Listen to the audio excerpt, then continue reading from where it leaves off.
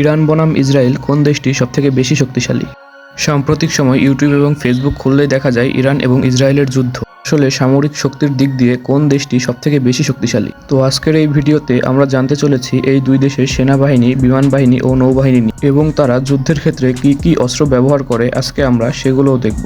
তো প্রথমেই ইসরায়েলের কথা বললে ইসরায়েলের মোট জনসংখ্যা 90,43,000, মধ্যে সেনাবাহিনী রয়েছে 1,70,000 এবং 4,70,000 রয়েছে রিজার্ভ মিলিটারি। এছাড়াও এর মধ্যে প্যারামিলিটারিও রয়েছে। এছাড়াও এয়ারফোর্স রয়েছে 90,000। অন্যদিকে ইরানের কথা বললে ইরানের মোট জনসংখ্যা 8,75,00,000 এবং সেনাবাহিনী রয়েছে 6,10,000 এবং 3,55,000 রিজার্ভ মিলিটারি রয়েছে। এছাড়াও 2,20,000 প্যারামিলিটারি রয়েছে ইরানের কাছে এবং তাদের কাছে এয়ারফোর্স আছে 42,000। ম্যান পাওয়ারের দিক দিয়ে ইসরায়েলের থেকে অনেক শক্তিশালী দেশ হচ্ছে ইরান। তাছাড়া পৃথিবীর শক্তিশালী দেশগুলোর মধ্যে ইরানের অবস্থান 14তম এবং ইসরায়েলের অবস্থান 17তম। তো এই দুই দেশের আর্থিক সক্ষমতার কথা বলতে গেলে ইরানের সামরিক বাজেট রয়েছে 995,44,51,000 টাকা, যা বিশ্বের 33তম সামরিক অর্থনীতি। এই টাকাগুলো শুধুমাত্র তারা সামরিক খাতে ব্যবহার করে থাকে। অন্যদিকে ইসরায়েলের বাজেট রয়েছে 2,440 কোটি মার্কিন ডলার, যা বিশ্বের 19তম সামরিক বাজেট অর্থনীতি। সামরিক বাজেটের দিক দিয়ে ইরানের থেকে ইসরায়েল অনেক এগিয়ে রয়েছে। বন্ধুরা, ইসরায়েল সম্পর্কে একটি কথা হয়তোবা আপনারা অনেকেই জানেন না। এই দেশে একজন নাগরিকের 18 বছর বয়স হলেই তাকে মিলিটারি ট্রেনিং নেওয়া হয় বাধ্যতামূলক। সেটা ছেলে হোক কিংবা মেয়ে, 18 বছর পূর্ণ হয়ে গেলেই প্রতিটা নাগরিককে এই দেশে সামরিক ট্রেনিং নিতেই হবে মিলিটারি। অন্যদিকে ইরানের কথা বলতে গেলে এখানেও একজন নাগরিকের 18 বছর পূর্ণ হলে তাকেও মিলিটারি ট্রেনিং নিতেই হবে বাধ্যতামূলক। আর এই ট্রেনিংয়ের সময়সীমা 2 বছর। তবে এখানে শুধুমাত্র ছেলেদেরকে এই মিলিটারি ট্রেনিং দেওয়া হয়। আর যেহেতু ইসরায়েলের সকল নাগরিককে মিলিটারি ট্রেনিং দেওয়া হয়, তাই তাদের এই খাতে অনেক টাকা বেশি ব্যয় হয়ে থাকে।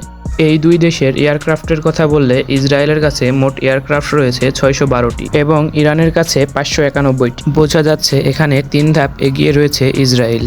তাছাড়া এই দুই দেশের ট্যাঙ্কের কথা বললে ইসরায়েলের কাছে মোট ট্যাঙ্ক রয়েছে 1,370টি এবং রকেট আর্টিলারি রয়েছে 150টি। এগুলো দিয়ে তারা যে কোনো সময় শত্রু দেশকে আক্রমণ করতে সক্ষম হবে। অন্যদিকে ইরানের কাছে মোট ট্যাঙ্ক রয়েছে 1,996টি, রকেট আর্টিলারি রয়েছে 775টি। তার মানে ল্যান্ড ফোর্সে ইসরায়েলের থেকে 6 ধাপ এগিয়ে রয়েছে ইরান। ইরান রয়েছে 12 নম্বর অবস্থানে এবং ইসরায়েল রয়েছে 18 নম্বর অবস্থানে। ইসরায়েলের কাছে সবথেকে শক্তিশালী ট্যাঙ্ক হচ্ছে দ্য মার্কেভা 4, কারণ এটিকে সবথেকে শক্তিশালী ট্যাঙ্কগুলোর মধ্যে ধরা হয় বিশ্বের। এবার জানবো নৌবাহিনীর দিক থেকে কোন দেশ এগিয়ে রয়েছে। এই দুই দেশের নৌবাহিনীর মধ্যে ইসরায়েলের সাবমেরিন রয়েছে 5টি এবং ইরানের 19টি, মানে ইসরায়েলের থেকে 3 গুণ বেশি সাবমেরিন রয়েছে ইরানের কাছে। এবার ভৌগোলিক অবস্থার কথা বললে ইরানের মোট আয়তন 16,48,195 বর্গ কিলোমিটার এবং ইসরায়েলের মোট আয়তন 20,770 বর্গ কিলোমিটার মাত্র। এবার আসা যাক সবথেকে বিপজ্জনক অস্ত্রের কাছে, যাকে বলা হয় পারমাণবিক অস্ত্র। পৃথিবীর বুকে সবথেকে ভয়ানক অস্ত্র হলো এই পারমাণবিক অস্ত্র। বিভিন্ন দেশ তাদের নিরাপত্তার জন্য এটি তৈরি করে রাখে তাদের কাছে।